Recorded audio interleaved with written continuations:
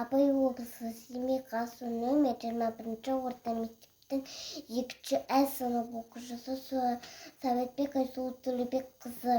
Машһүр көпейұлы 5 қымбат.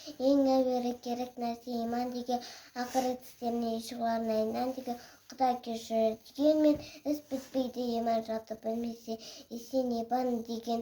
Екінші керек нәрсе ғақыл деген, ғақылсызда тобық жағы тағыр деген, ас іске ашуланып тыным бұзар, иманын кәпірлікке сатарың деген.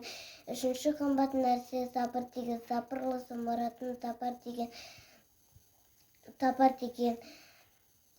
Әр істе сабырсыздың тәубе зорлық, сабырсыздың басқа пәле салар деген.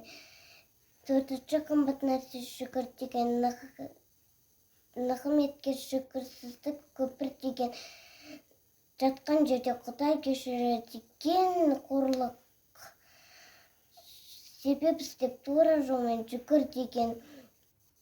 Бесінші қымбат нәрсе әдеп деген, әдепсізде иман тұру ғажап деген.